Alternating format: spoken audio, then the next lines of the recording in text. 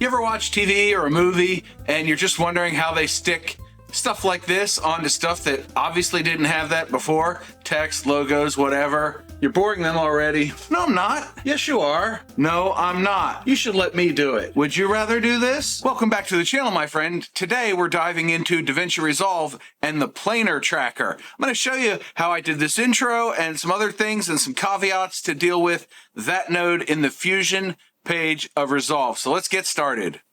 So here we are in Resolve, and I've got my demo clip here that we showed in the intro. It's pretty cool, right? And then I've got the things that make it up.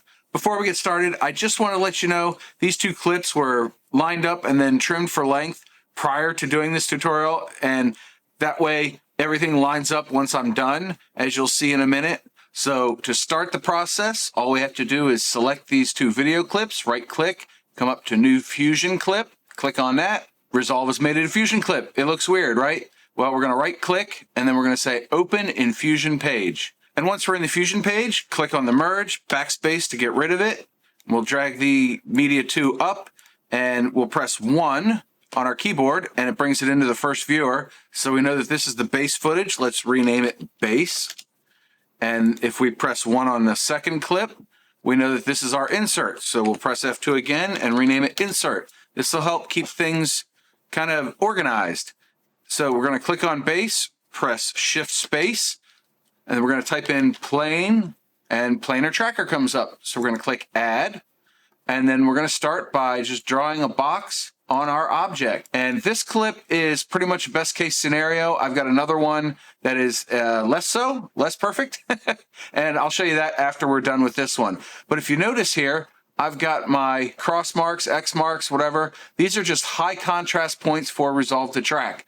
And by the way, this is 4K 30 footage, so 4K resolution. You really want something higher than 1080 if you're going to do this. It makes it a lot easier for Resolve to do the tracking.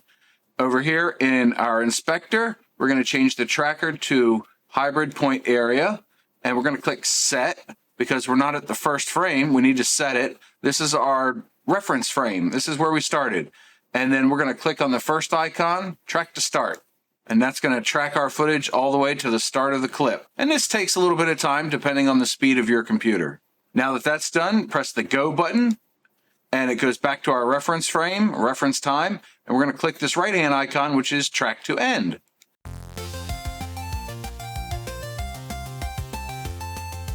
And now that it's done, we're going to drag the Planar Tracker over. Drag this one over, and I'll show you why in just a second. Now, there's two ways to handle this. We can either create planar transform, and we'll just drag that off into open space, or we can change our operation mode to corner pin, which gives us this trapezoid, and then we can drag it to pretty much wherever it needs to go. We know that our video footage, we want to be bigger than the white sheet of paper in this case. And then we can drag from the square on insert over to the triangle, the green one, on Planar Tracker, and now it's there. But you notice this aspect ratio is wrong. If I control mouse wheel, zoom in a little bit, you can see that it's not right. And it's not going to be right. So we need to fix that. We'll click on our line to get rid of it. It's the second half of the line. If I control Z to undo that, you can see the first half turns blue, the second half turns blue. Clicking on it with the left mouse button gets rid of that. So what we want to do is put our planar transform in here, and we can actually hold shift, and when we click on this, we can drag it off. It goes off the line. And then we can drag from the square on planar transform to the square on base, the outputs of each, and it creates a line. Ta-da! Look at that. And it creates a merge. Now we can drag our insert into it, and wow, that looks really wrong. So we'll come up here and we'll say fit. You can see we have just our insert footage shown. So what we need to do is to add a transform. So shift space, trans, and we want transform. And you can see it's already kind of weird. Don't worry about it. We're going to fix it. We're going to drag our size down. Hey, there's our footage again. Pretty cool, right? And we'll drag our angle to be more in line with what we need. We can move the center over, bring it back down a little bit. Now it's pretty good. We'll bring the size back up a touch, bring our rotate over a little bit, and that should be pretty well set. Now what we want to do is to make this fit. So we're going to come up here and grab a rectangle mask, drag it into open space, and then drag its output to the blue triangle on insert, and it got wonky, right? Don't worry. We've got it over here. It's automatically in our first viewer, so we can come over to the inspector. If you don't see it, it's up here in the right-hand corner, and we've got our width and height, and we can just drag our width down, right? No, we drag it up, and then we drag our height up. Height is 1, width is pretty good right there. We want to maybe make it a little bit bigger.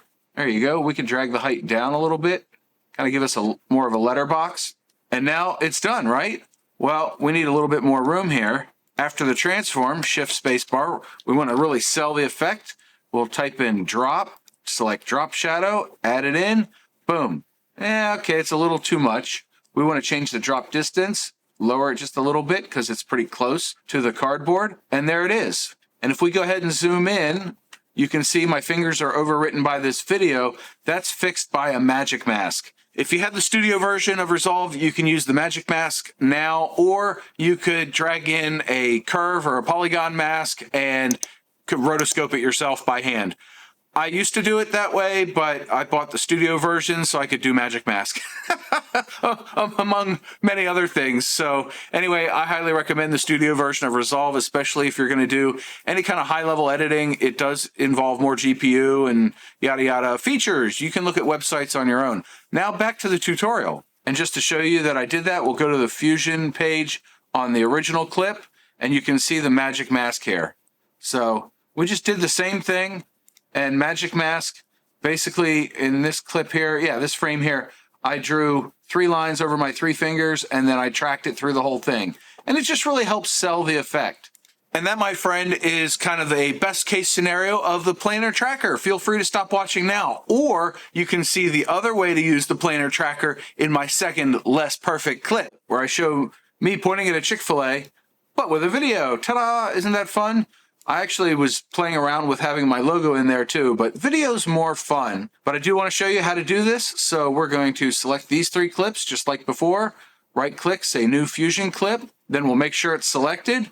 Right click and open in Fusion page. Now we've got 3 clips to worry about. So again, I'll do my renaming. This is the base. We'll get rid of the merges. This is my logo, and then this is going to be our insert. So we want to move this down and over, move these up, keep everything organized. And in this case, we're going to do Planar Tracker, and we're going to go into about the middle where we find our clip here. Now, this is an interesting one because I tried to track this by clicking on the planar transform, setting my reference time, changing the tracker type, and then just clicking around here. But if I do that, you'll see that it goes wonky. And if I go back here and track it backwards, it's even worse. So Resolve really has a hard time tracking all this stuff, and I wanted a better job. So we're going to reset this node, go back to the middle, and this time we're going to select kind of around the building, about like this, and then we're going to set our reference time, change that to hybrid point area, track back, and you'll see that the tracking points are much cleaner this time, and it's not gotten wonky on us. Right at the very ends, it will get wonky. Right there, we lost it. Okay, now if the planar transform stops like this, it just cannot track what you were trying to track any further. And I have not found a way to fix that. But if we go back to our reference time and track forward, you'll see that we get everything tracked throughout most of the rest of the clip. Boom, done. Now, here's the tricky part. I want to change this from track to corner pin and go back in the middle somewhere. And then I want to drag this around to where I want my video to show up. And in this case, the perspective is weird, so I didn't want to use the transform tool like before. So we can use the corner pin instead. And this is our insert. And just for grins, here's the logo. It shows up, and then you can change your corner pin to get just the right perspective. We'll Control Z to undo that and undo the link. And then we'll drag in our insert video, and it's much better. So we can control mouse wheel to zoom in, and we can drag our corners around to get them just where we want, and then come up here, select fit, and now it's widescreen and it fits in there. Again, if we wanted to bring in a rectangle mask and put it on there, we could do something like this, but it's not going to work as well because we're still stretched out. So if we went back here to our Planar Tracker and brought this in a little bit, this would let us bring that aspect ratio back into play where it's proper. But again, that's not really necessary. We can get rid of the mask, and there it's tracked on. Now, here's the tricky part. This is what I wanted to show you. You can see that on this frame, it looks okay. You know, it looks fine all the way through here, but as I drag my mouse back through the frames, right about here, it's going to start getting real wonky. Right there. Right there's wonky, right there's good. So that's the first good frame. So we're going to do some keyframing. We're going to come to settings, and we can click on our keyframe next to blend, and we want that to be 1. And then right about here, we want it to be 0.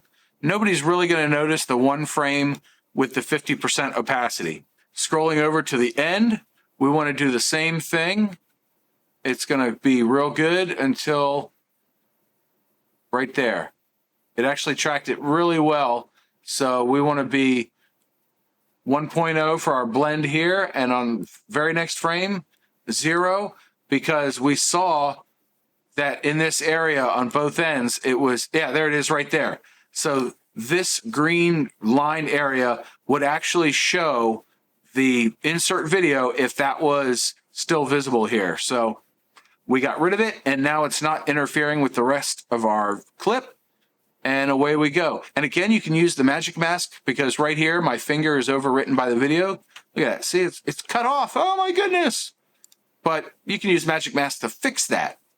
So hopefully now you know how to use the Planar Tracker as well as I do. And I've done this hundreds of times throughout many, many videos. Really, you need the highest resolution that you can afford to record and store on, and then a little bit of time tinkering. Once you've done this 5, 6, 7 times, it's actually quite easy.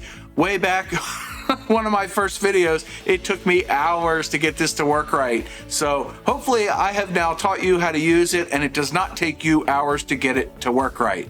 Anyway, if you enjoyed this video, boop the like button and go check out that one next.